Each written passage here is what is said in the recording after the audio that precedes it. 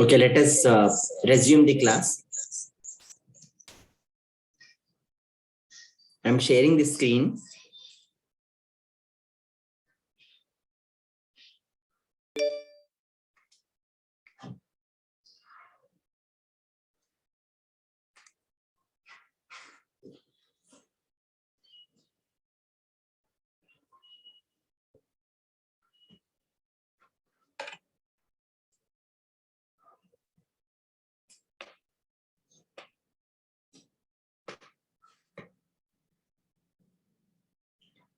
Good morning. Good morning, sir. So what were we discussing in the last class?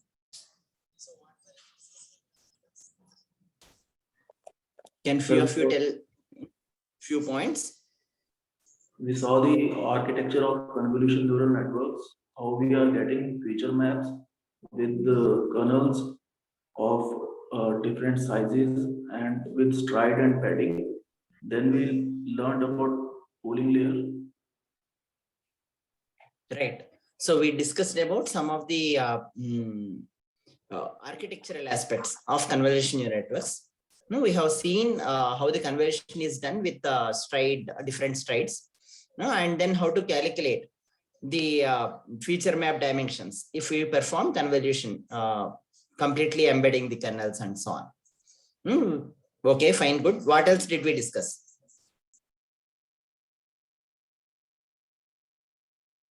What are the other things that we discussed?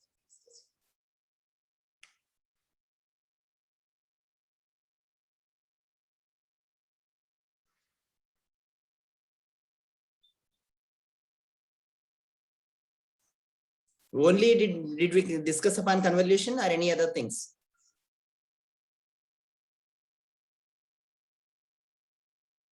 Yeah, quick inputs from other students is required.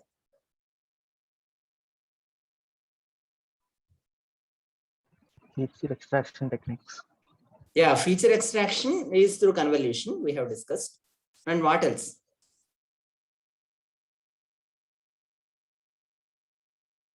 Okay, what will be there in convolution networks other than convolution operation? Activation functions. Okay, very good. The activation functions will be there. What else? Fully connected layers.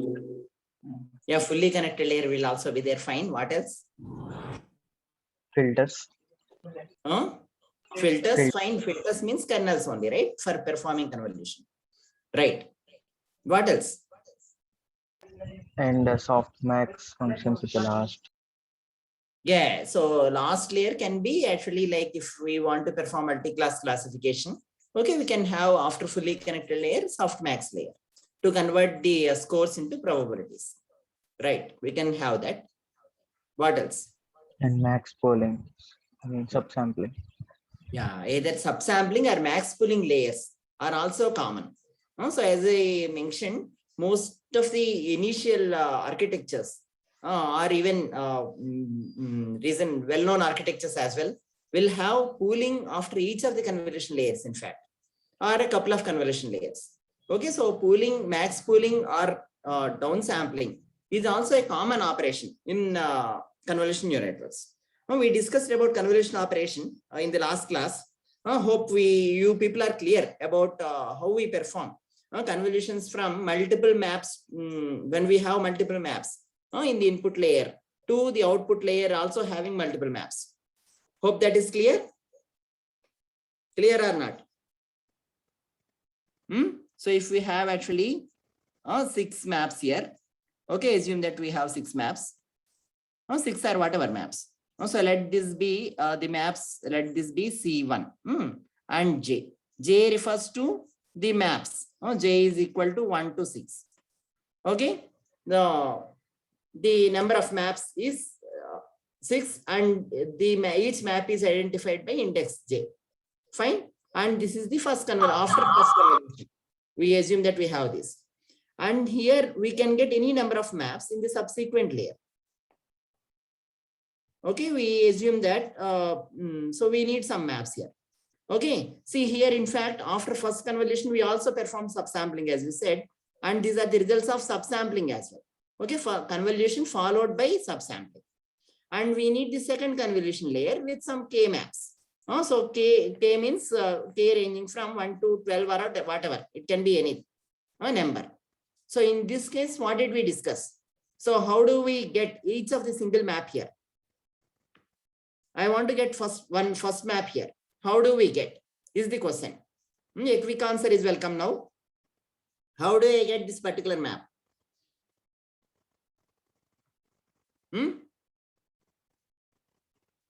Yeah, please tell. How do we get?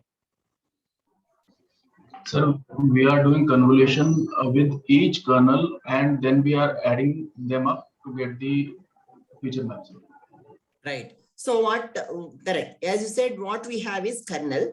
Okay, with, let this be second kernel because we already had one kernel for first convolutions. Okay, so I'm considering the same architecture that we had before.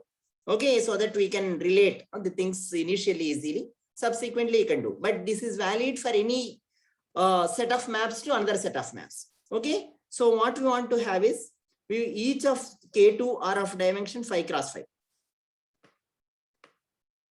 Okay, and how many such maps are there with us? So these are of dimension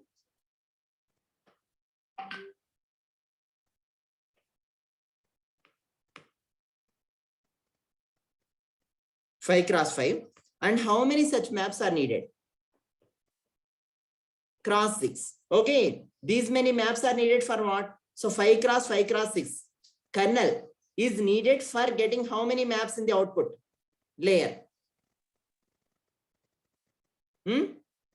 So you have here each of say whatever dimension 8 cross 8. There are some six maps of that sort. Okay, and when we have these many, and if you want to get one map here, how do we get is the question. We just want to get a single map in the output. Okay, so what is the procedure? Yeah, quick answer is welcome.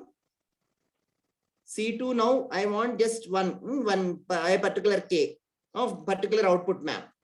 How do I get it is the question. What is the expression should I write based on the discussion we had in the last class? We just need one kernel. Okay, kernel, one kernel is fine. What are the dimension of the kernel if one kernel is needed? What dimension? Is it a 2D kernel, 3D kernel? All those things matter, right? Yeah, please complete your answer. If we take a 3 cross 3 kernel, then it needs to have 6 channels. Right.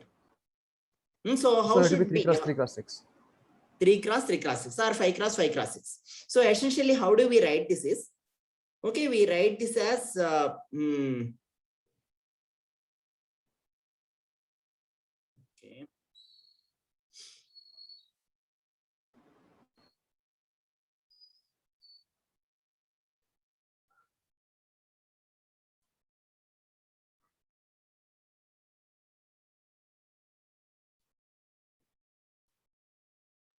Yeah. How do we write this? Is the question. We write this as K2 of. Okay, so K2 assume that it is 5 cross 5. Okay, and then we can denote, since we denoted with J here. Okay, and we denoted with K here. Let us use the indexes even for K. So K2, let us assume that each is 5 cross 5 has the index of J. Okay, and then K. It has both indexes because this will connect these K2 kernel 5 cross 5 kernels, connect the input maps to output maps. Given these things, how do we write is the question.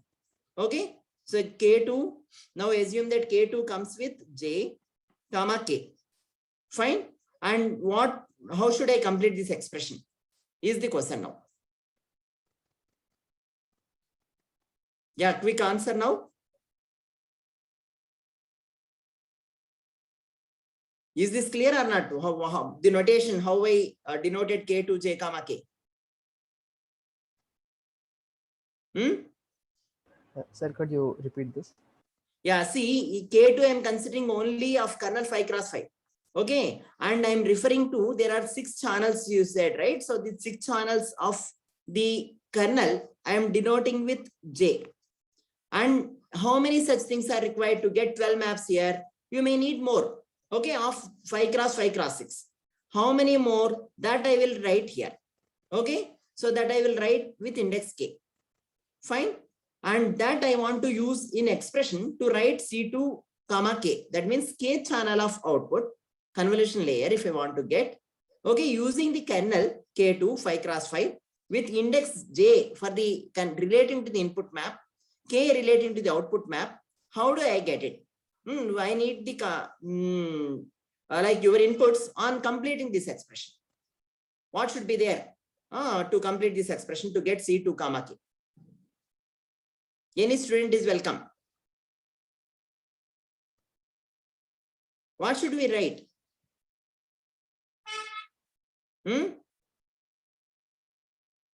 Is it clear or not? Convolution with input maps. Yeah, Input very feature good. map. Correct. In convolution with which input map? As It's well. convolution with input map.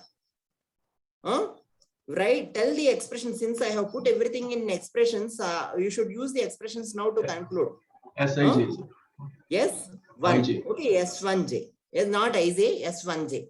Yes. S1 I denoted for after first convolution subsampling layer. Fine. This is what we do convolution. But each channel I am convolving with that channel. Okay. And how many such channels are there? How many such channels are there? J ranges from what to what? 1 to 6. Yes, 6 channels are there, input channels, right? So this after I have 6 such results. What should I do with that to get one output map here? We do summation of this Yeah, summation over. over 6 channels. Yeah, that's all. Okay, so this is what we do get one, and k here varies from 1 to 12. Okay, so totally how many you have? Okay, 5 cross 5 cross 6 kernels of 12. Okay, 12 such things are there. Each one giving rise to one output map, right? So total number of learnable elements now, K2, if we consider total learnable elements, is 5 cross 5 cross 6 cross, okay, 12. These many learnable elements are there. In sense, weight elements are there. Okay, so it is whatever you can calculate. Fine. Is this clear or not? So on the top of this, you may have the, so after doing this net value, you may have the activation function. Okay, so to give the convolution output, right? This activation function can be, F can be either a sigmoid activation function or a ReLU activation function. Okay, or any other activation function. Is this clear? When you, how do we get multiple maps? Okay, in input to multiple maps in the output. I hope this is clear. Yes, sir. Yeah. Any questions from any of you here? Okay. So the other layer, which is very important in convolution neural networks, is subsampling layer. The role of subsampling layer, as I said, is the compact representation of the information. So as you can see here, see if for humans, if you see, okay, these so the A that you see from here to here, okay, so will humans can easily recognize, okay, but A either if it looks like complete A like this or very discrete A like this. But for the machines, if you see, okay, for them it is easy to recognize the A in the smaller, okay, compact representation or the smaller dimensions than the full dimensions. When the difference, as the difference between two A's is much higher, when you see in bigger scale or bigger resolution here compared to the smaller resolution. Fine. So that so pooling layer or the subsampling layer, what it does is it tries to take the information that is important in the previous layer and make compact representation for it in the next layer. I hope this is clear. So this is in some sense gives invariance to small distortions, okay, shifts and so on as well. As you can see here, from here to say, if you see from here to say this layer, okay, you can see that there is a downsampling by 4, okay, there are reasonable compact representation of information, but still the information wise, if you see this A and this A will be similar to machine than this A and this A. Hope that is clear to you. Okay. Yes, sir. So yeah, this also will help us to get the small like invariance to small distortions, because when you consider a small region, okay, in the say in the neighborhood, it doesn't matter if there is a small shift or variation, it takes the maximum value and put in this small bin. Okay, so in that way, what happens, whether the high value is here or here, okay, it will have the actually representation only in the small like in the same region in the next subsequent level. So in that way, this imparts some robustness to the distortions as well, invariance to some distortions as well. Okay. So this is how the pooling is done. As you can see, 4 things together, okay, may can be considered together to give the value in the next layer, and so on. Okay, and the pooling can also be done through different ways. One is max pooling. You pick among these 4, whichever you see, you pick the maximum value and put here. Okay, that is max pooling. You can average them and put here. That is average pooling. Okay, you can also, what you can do is the pooling not necessarily by 2 cross 2. So you can pool by, say, you can apply pooling, downsampling or pooling by 2 or even by 3, okay, or even by 4, whatever. Okay, so the pooling, extent of pooling can also be different. So it depends upon how like how much compactly you want to represent the features, and at this and the your like knowledge on the denseness of the features.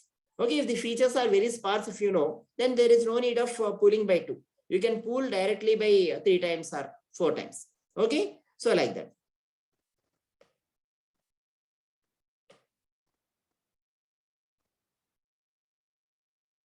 So this architecture, which is introduced at the beginning by Jan LeCun, is referred to as LeNet, and this is applied for digit classification. So we will see with respect to this architecture, the back propagation of CNNs. We will understand how to perform back propagation in CNNs. What we are currently understanding is the forward propagation. Okay, so if we understand the forward propagation, how exactly is happening, as we have discussed in the previous neural network training, the back propagation can also be related to each of the forward step. Okay, if you perform, say, a forward step here, forward step, for example, if you pass through a activation function, in the back propagation of errors, the corresponding will be passed through f dash. Okay, like that. We can easily relate the forward propagations with the backward propagations. Okay, back propagation, forward propagation of information from input to output can be related to backward propagation of error at the output to input. Okay, and then that will help us to update the weights or the kernels at intermediate, like all intermediate layers. That's how we understand. So we are now in the process of understanding forward propagation. So we have seen how the convolution is done. From there is a one map to several maps, or several maps to several maps. Okay, we also have seen subsampling or max pooling or pooling. Okay, from any with any extent of pooling. So these are the things we have seen. We will see a little bit more on the initialization and few other aspects, and then go to the back propagation. How exactly we do in the convolution neural networks. So let us take a specific example to understand the things better. So now I will ask you as an exercise quickly to calculate the dimensions of the subsequent layers and give. They may be written here, but I need some input or intuition of you on that. So initially, the LeNet was applied on the MNIST. There is a standard data set for digit classification, 10 class classification, 0 to 9 digits to classify. And each digit of size 28 cross 28. And anyway, there are 10 classes, 10 labels in the output neurons. So there are 60,000 samples in training and 10,000 samples in testing. That's the data set. Usually in most of the deep learning or machine learning aspects now, the knowing the data set details and how the data is like in terms of the data type. So understanding that is also plays a good role. That is the dimensions of the data, images, the number of data point or sample points, okay, in training testing, and also how the annotations or the labels are related to the how you can feed in the architecture. These aspects also make a good importance. So let us start with 28x28. Each of the kernels used in LeanIT are 5x5. Okay, so if we start with 28x28, the next layer will have, what are the dimensions of the next layer you will have? So assume that we have 28x28. Let this be whatever image I, and then the first convolution layer dimension will be, say you have a kernel K1 of dimension 5x5. Okay, and there are 6 kernels of that sort. Okay, so and then C1 will be dimension, which you calculated before. I is 28x28. How do I calculate the dimensions of C1? 28 minus 5 plus 1. Yeah, 28 minus 5 plus 1. Right. So this is 28 minus 5 plus 1. Okay, it's tried 1. We am assuming that tried 1. So it is equal to 24. 24 cross 24. Now, if I perform a downsampling or subsampling or pooling by 2, okay, to get the next sampling layer. What are the dimensions of the sampling layer? If this is 24 cross 24, dimensions of the sampling layer will be how much? 12 by 12. 12 cross 12. And how many maps are there? How many maps are there? 6. Please note that here also 6 maps. Now in the LeanIT, they have again used 5x5 convolutions. Okay, that means 5x5 kernel. This is K2. And as I said, they want to get 12 maps here. See, what you have freedom is on deciding the number of maps. Then the number of kernels or the elements in the kernel are fixed. Okay, you can't decide both of them. Okay, so if you say that I need 10 kernels here, okay, then in C2, if I need actually 10 kernels, 10 maps, then that decides the dimension of K2, kernel dimension. Okay. So now how do say if it is 5x5, what will be the dimension of C2 first of all? Feature maps in C2. It will be, here the input maps are 12x12. Okay, there are 6 such maps. Fine. And then you have the kernel dimension 5x5. And then the output C2 dimension will be, feature map dimension will be how much? 8x8. 8x8. So 12 minus 5 cross 12 minus 5 plus 1. Okay, that is 8x8. Right? And how many such maps? This we can decide. This is a design parameter. Okay, instead of 12, I may say that I want to have only 6 maps. Okay, I may say that I need 64 maps. So this we can decide. Once we decide that, then based on that, the kernel, the elements in the kernel are fixed. The number of elements in the kernel are fixed. So it is anyway 5x5, it is assumed. And to give each of the output map, you need 6 channels because the input channels are 6. You need 6 channels to give the output. So you can consider the kernel dimension as 5x5x6 as one kernel itself. That is also fine. So it is a like 5 tensor we call. Usually when there is more than, like 5x5 is a matrix, 5x5x6 we call it as tensor. The kernel itself is a tensor, one tensor. And that element wise multiplication with the channels, okay, channel tensor will give actually again 6 channels. Sum all of them and give, that will get one map. Okay, it is like that. So you can also assume that S2 as say, you can also assume S1 as a set of neurons. Okay, so having 6 neurons and you want to get 12 neurons in the output. So how many connections will be there? All of this will have one weight to connect to the 12, one of the output neuron. So like that, you will have 12 things. So you can also imagine in that way. That means S1, you can assume that, okay, 1, 2, 3, 4, 5, 6, like this. Okay, and then C2, you may assume that 1, 2, 3, 4, okay, 5, 6, 7, 8, 9, 10, 11, 12, and so on. Okay, and you can assume that this is all the connections you have.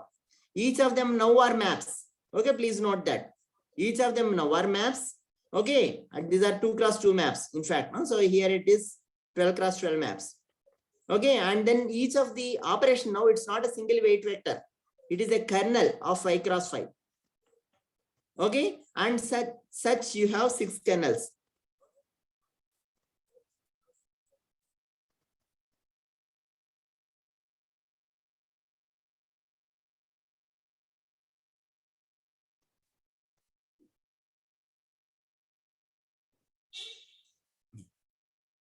So such 6 kernels together will give us one output, no convolution map, feature map.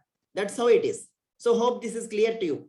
So like that you have actually for the next neuron, you will have another 6 set of maps. Okay, and then 6 set of maps convolved with 6 kernels. Okay, to give this output map. Okay, like that. So you can imagine even like this, or you can directly imagine this as, so if you have actually 5 cross 5 kernels and 6 channels here, it means that 5 cross 5 cross 6 is the kernel itself. Kernel dimension is 5 cross 5 cross 6. Such 12 kernels you need to get the 12 maps. Okay, hope this is clear. If you have any questions, you can please ask now. Otherwise, I hope this is clear. And the dimension will be 8 cross 8. Now you perform what? Another subsampling. Okay, S2.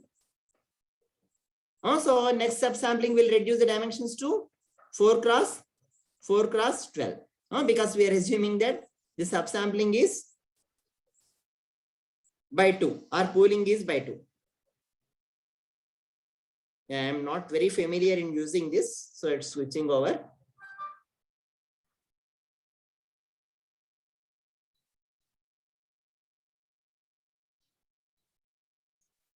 Okay. And after subsampling, you have 4 cross 4. Okay, kernels, as you can see here, 4 cross 4 kernels of 12 numbers. After subsampling, this is S2. Okay, this is C2. And this is S1 and this is C1. I hope this is clear to you. And then after this, what we have, we need to connect to output classes. To connect to output classes are 10 neurons. What we do is this total neurons. See, each of the feature maps here, even though they are 4 cross 4, we assume that there are 16 neurons in it. Okay, 16 neurons in it. And like that, you have actually how many? 12 maps. So 16 into 12, that is 192. So this 192, all these 192, okay, neurons will get this 192 cross 1 neurons will be connected to the output neurons of, say, for example, 10 cross 1. This is through fully connected layer. So hope this is clear to you.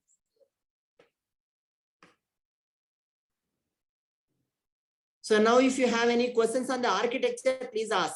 Okay, we will be moving on to the other aspects. And in each stage, feature extraction, as you can see, this kind of features can be extracted, as you can see here. Okay, and then subsampling will do compact representation, and again another level of feature extraction, and so on. See, one thing to note here is, before I move on, see if this pixel sees 5 cross 5 here. Okay, and this pixel, see this, each of the 5, say 2 cross 2 is now represented as 1 pixel here, right? And then this again 5 cross 5 will be represented as 1 pixel here. Okay, so now the question is, okay, this each of this will see again 5 cross 5. Now the question is, this feature, okay, that I have extracted, this feature, how much region does it see in the original image is the question. Okay, what is the receptive field of this pixel in the original image is a question. What do you think is the answer? So this will see 5 cross 5 here, and this 5 cross 5, if you see, okay, this might have seen actually this 5 cross 5, if you see, this might have seen this much in this. Is it not?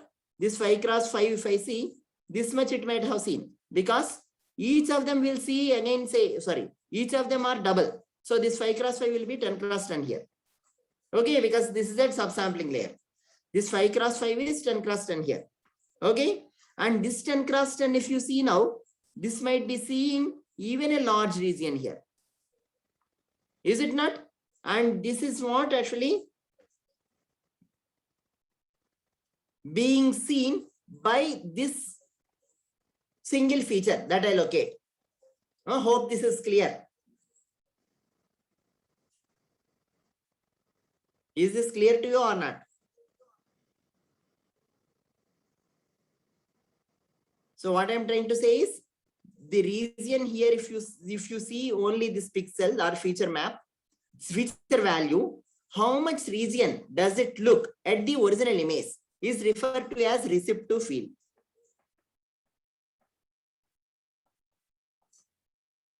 Okay, so the receptive field of, okay, a feature I want to see. Okay, a feature or a location, feature in a map. Okay, that's what I want to see. Yet, okay, where I'm looking at C2. At say feature map C2. Okay, so here if I see this single feature will look at this much region, as you can see, right? And this region, when you upsample, it will be double of that. Hope you are able to see what I'm drawing here. Okay, so this will look at 10 cross 10 here, essentially, right? In C1.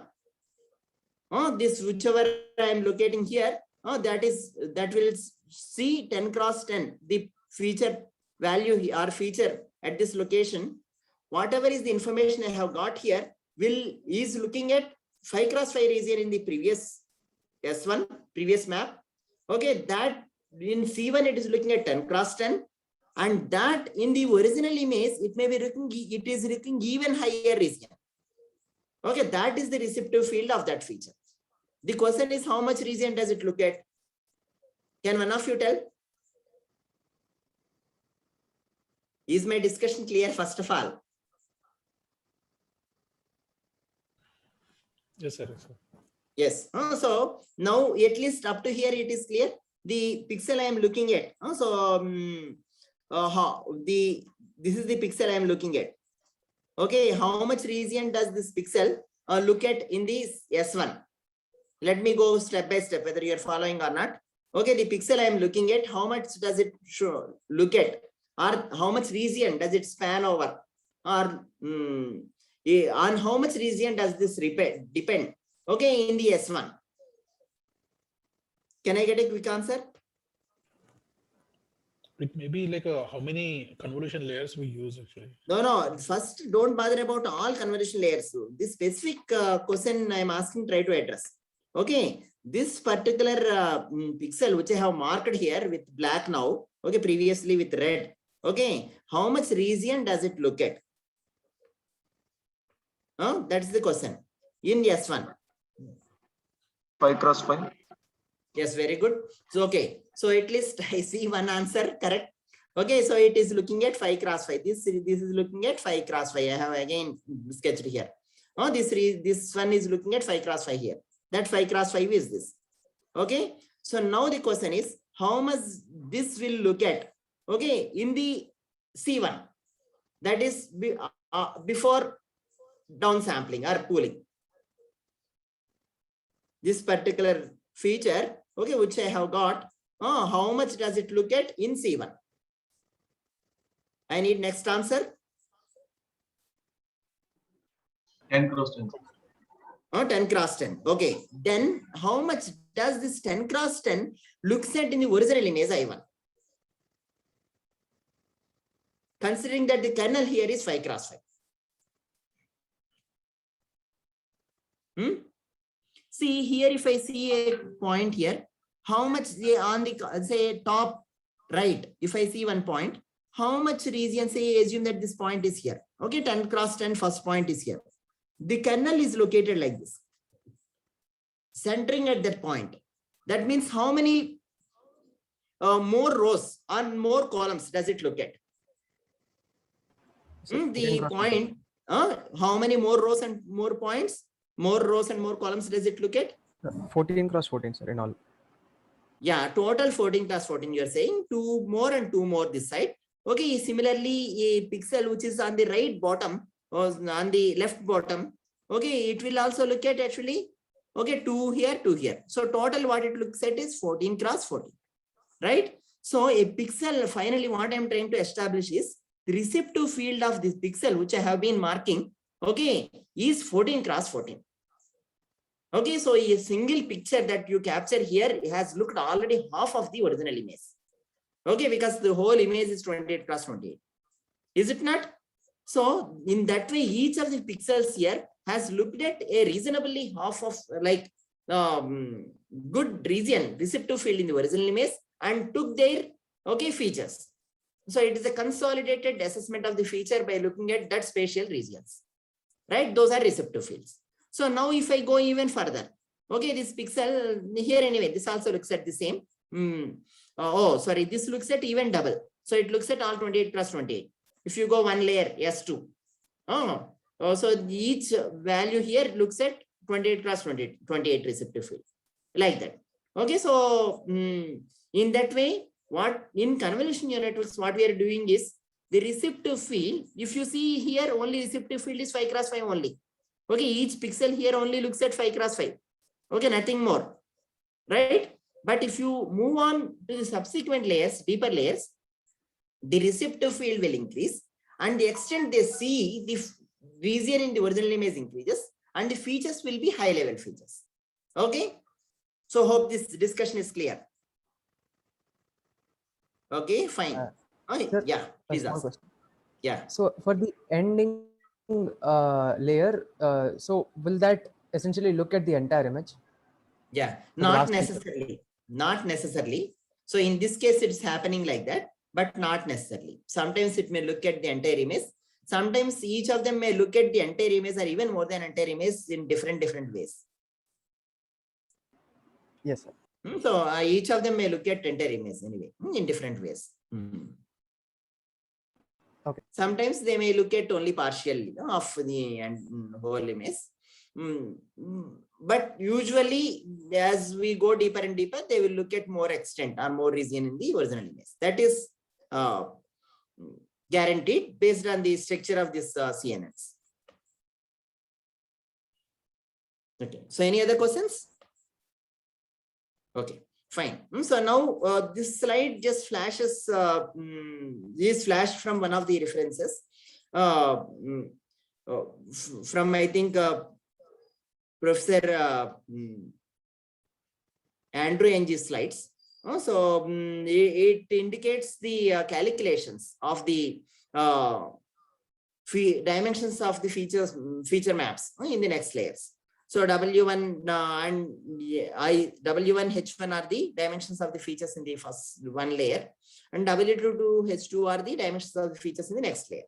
Okay, F is the extent of the F cross F is the dimension of the kernel, and P is the padding we do on the number of rows on the top, number of rows on the bottom, both together is 2P, and S is this, right? As we discussed before.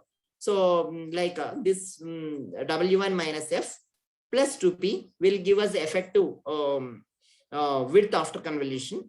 If we are doing with stride, by S will come, plus 1 is because we are doing actually top and bottom, so 1 will add it. So this is effectively the formula wise, which we discussed already. So you can see, fit into the formula and then see whether they really happen like that. So you take some examples and see to get more details. See the other aspects, there are few aspects of CNNs that we discussed before we go on to the deep learning, like backpropagation. So one thing, as I said, is initialization. Other thing is on the computational complexity. See, we see that the CNNs, you will be having more and more layers, and the learning also will happen on more and more layers. And at the same time, the number of neurons, if we see if you consider each of the convolution layer, okay, two-dimensional layer is an arrangement of two-dimensional arrangement of neurons. If you consider it in that way, so how many neurons are here? So this is total number of neurons are 28 plus 28. So you have actually 764 or so. Okay, neurons in the first layer itself. And in the next layer, you will be having 6 such maps. Okay, and each having 24 plus 24. Oh, again, probably 624. Oh, and some 626 or whatever. And you have actually such 6 into 6, those many neurons. So the number of neurons, if you see, they're very, very huge in convolutional neural networks. So we want to see that that doesn't really boost up the computational complexity of both training and testing. So we see that actually, if you see the number of neurons, you see that actually it is 764 for the input layer. Okay, because you have actually in the input layers 28 cross 28. If you see in similar manner as that of the conventional neural network. Okay, so in the output, say here in the second layer, if you see 24 plus 24 cross 6, that is these many. In the third layer, if you see actually, third layer means they have put here. Okay, so here the number of neurons are these many. Okay, and then in the final, probably these are biases, probably they might have seen here. Okay, so but if you see the convolutional neural network, the difference between conventional neural network learning and convolutional neural network learning, in terms of the weights that we use for learning from one layer to layer, other layer, there is a remarkable difference. And that makes the computational complexity of the convolutional neural networks or the number of learning parameters in the convolutional neural networks quite lesser. Can one of you point out what is that feature that enables us to have lesser number of weights to or the learnable parameters to have to learn from one layer to another layer compared to the conventional CNN? So if you see here, this I think they have calculated only for the first one. So you can see here actually, so 764 neurons here. Okay, and then here 3, 4, 5, 6 neurons here. Okay, if we consider in terms of one-dimensional arrangement. Okay, even though we are not doing that, if we just consider in that way. Okay, and then if you want to connect, the number of neurons that are required, number of weights that are required will be 764. Okay, into 3, 4, 5, 6. These many weights are required, right? And then these many biases are also required. 3, 4, 5, 6. But in convolution, CNNs, we are not using those many. How many weights are the weight elements are we using for learning this layer to this layer? Can one of you quickly tell? To get this 28 cross 28 to this 24 cross 6. Okay, the next set of feature maps. How many weight elements are we using? Only the size of a kernel and number of kernels. Yeah, 5 cross 5 we are using into 6. Okay, size of the kernel is 5 cross 5 and channels are 6. So we are using essentially just that actually 150 weight elements instead of these many weight elements. You can see the discrepancy. Okay, instead of these, we are using this. The reason is what? So what is the like how we are able to do only with these many instead of these many compared to the conventional neural network? The number of weights. What is the property? Input dimension. What is that? Number of weights is independent of the input dimension. Yeah, that is fine. That's okay. But what property is enabling us? Like, what is the difference between this and that to have that?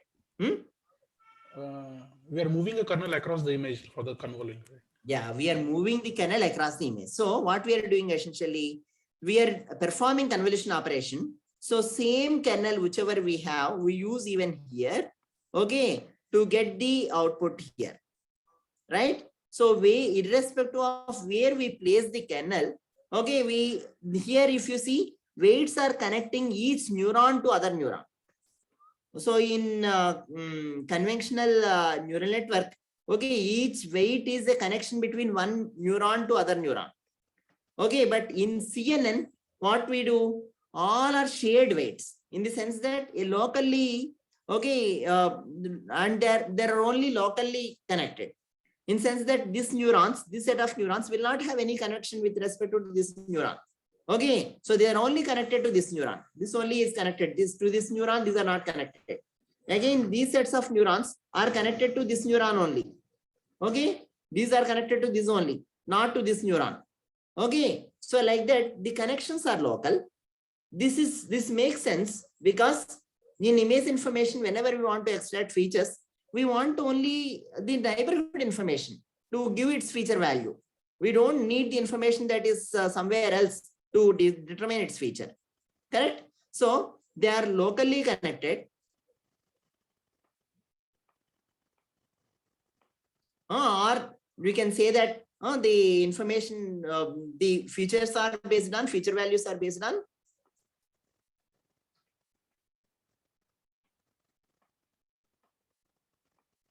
neighborhood information. Okay, and the weights that I use here and here are same, because see, there is no nothing guides us to have different set of input output mapping at this location. Okay, location 1 versus location 2, is it not? So in what way extract the features at a given at one spatial location, the same way I can also extract. See, if I am my intention is to find edges, I can use the same kernel here and there, not necessary to differ it. So this kind of having different weights, WJI, for each of the input neurons and output neurons is not necessary. Same kernel irrespective of input and output. Here no JIs at all. Okay. However, map to map there is a connection. Fine. Later if you see here, okay, jth maps to kth map, there is a connection. But that 5 cross 5 is up to you. Okay, and even the values are up to you. J and K determines only the overall dimensions, but the values are the learnable parameters that are shared weights across the whole image or the whole map. Okay, so we use on the top of it 1 and 2 will have, okay, same shared weights.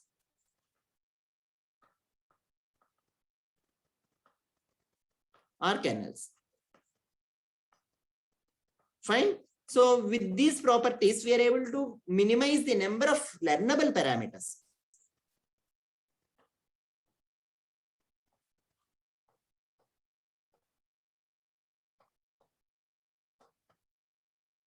Okay, compared to FNN, right?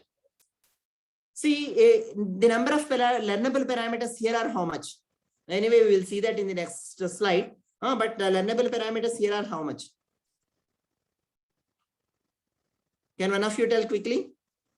See, the number of neurons, anyway, I think we need the dimensions. So let us write in terms of 8 cross 8 cross 12 and so on. So the number of neurons here, if you see, okay, 8 cross,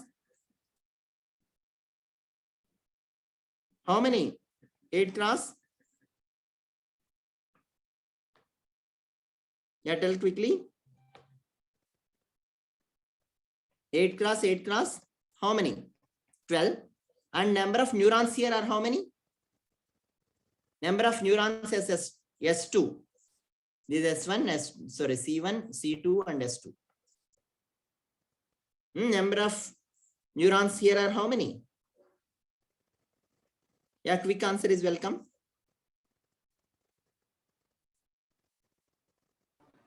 See, what my question is, what are the number of learnable parameters here? So if somebody can tell directly, it's even better.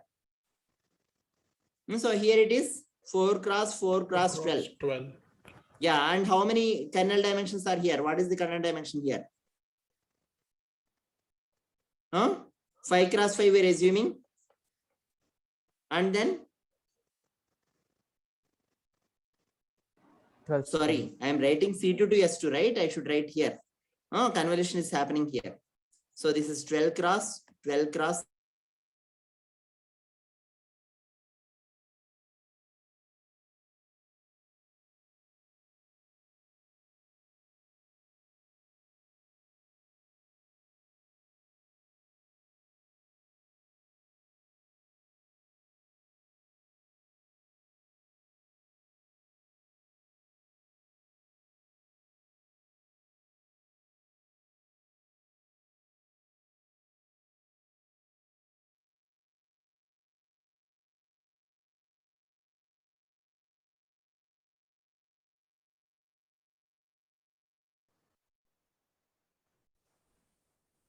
Hello? Yeah, am I audible? Yes, sir. Yes, sir. Yeah, why I am discussing about learnable parameters?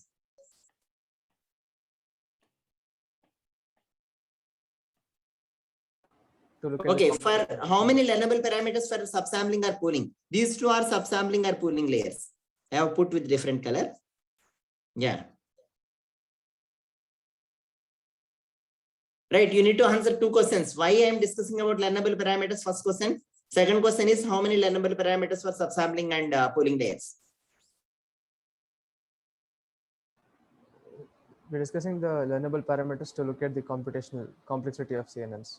Right. So So we want to have a computational complexity comparison between CNNs and the FNNs in general, but also trying to understand the computational complexity of CNNs because we will be using them. Okay, so for that, which learnable parameters I am focusing? Why not this total number of neurons alone? So in total number of neurons, we said the number of say elements in that map, right? Like that. So total number of neurons, will define what, and then number of learnable parameters will decide what. There are two things. Oh, why is this for, or what this is indicative of, what this is indicative of. Number of learnable parameters indicates the memory occupied by the model. Right. Number of learnable parameters indicates memory. Okay. Then number of neurons Will indicate the number of calculations necessary. Okay. So fine. See, number of learnable parameters. In fact, number of neurons also decide the computation. Okay, but more than that, while back propagation, the number of learnable parameters will decide on the computational complexity. Because back propagation is mainly necessary to do for the learnable parameters, they will decide more on the computational complexity. Okay, neurons decides memory. Of course, both of them will be there in the memory. Okay, so but the number of neurons are much higher than number of learnable parameters. So they decide more on memory. Okay, they also decide on the computational complexity in the sense that if you have more dimensions, you need to perform more operations. But primarily, both decide both in sense that memory and computational complexity. But primarily, neurons will decide memory and learnable parameters decides the computational complexity. Oh, yeah, especially in back propagation. Okay, so now how many learnable parameters are there for the subsampling layers? There won't be any. Huh? It's like just will take maximum or average, sir. So there won't be any. Yeah, so there are only 0 learnable parameters. Okay, so now, yeah, we have seen actually the first layer. In the first layer, how many learnable parameters are there? In this layer, let us see now. How many learnable parameters will be there in this layer? So you have actually 5x5 kernel. Okay, how many such kernels are needed? 6 6 channels. channels, and then how many? 2 output channels? 12. So these many are needed. So how much is the number of learnable parameters? Given this information, how much? In fact, I need not give this also. If I give these two, you should be able to tell how many learnable parameters are there. 1800. Yeah, quick answer is welcome. 1800. 18. 1800. 1800. Okay. So if this, okay, let us assume that this is 150. Okay, 150, yeah, 1800. 1800 neurons. And how many biases? Biases are also needed, right? How many biases are needed at this layer, 70, at the second layer? 72. 72. Why you need 72 biases? Oh, 12. 12 is good enough. Each map need 1 bias, that's all. Okay, what is the role of biases? What is role of biases? They make sure that the map actually not essentially, okay, so when we perform a linear combination initially, okay, they supposed to cross to 0 in terms of the feature line. So x1, x2, if we plot in feature space. Okay, not necessarily they need to go through 0 line. Okay, so each of the map may have a different bias in it. Okay, so that will have actually, that will show different aspects better. So maybe some color aspects or some other aspects and so on. So this is what is the description that is given in slides. Okay, same thing, whatever we have discussed so far is discussed here. So, and in the final fully connected layer, how many neurons are needed? In the final fully connected layer, how many neurons are needed? So you have 192 here. Okay, and then 10 here. So how many neurons are needed here? 1920. And how many biases? 10. How many biases? 10. 10 biases. Okay, so fine. We will conclude our discussion for today here. Since the time is over. Okay, in the next class we will continue, and probably next class we will probably discuss on the back propagation. So hopefully we are done with all other discussions, mostly initialization of weights, kernel weights, and then we will move on to the discussion on the back propagation. Yeah, thank you. If there are any quick questions, you can ask. Otherwise, we will conclude our discussion for today here. Okay, thank you then.